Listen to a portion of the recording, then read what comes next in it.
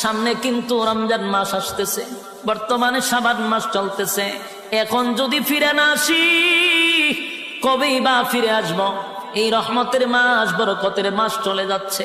এখন থেকে তওবা করা দরকার।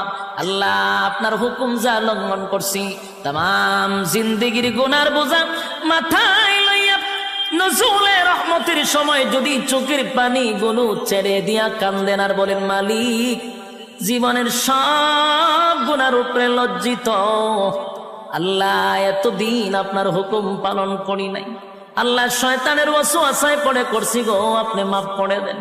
চোখের পানিগুলো ছেড়ে দিয়া যদি আল্লাহর দরবারে আপনি দরখাস্ত করেন, আমার আল্লাহ বলেন, বান্দারে যৌবনকালে যদি একবার ডাক দেস, আমি 70 বার বান্দা তোর ডাকে জবাব দিই।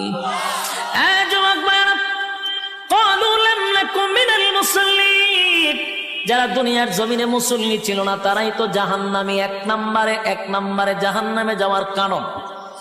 আল্লাহর নবী বলেন, উম্মতেরারে হাশরের মাঠে যদি হিসাব হয়, আউয়ালু মা ইউহাসাবু বিহিল আবদু ইয়াউমাল কিয়ামাতিস সালাহ, কিয়ামতের ময়দানে সর্বপ্রথম হিসাবটা হবে নামাজের।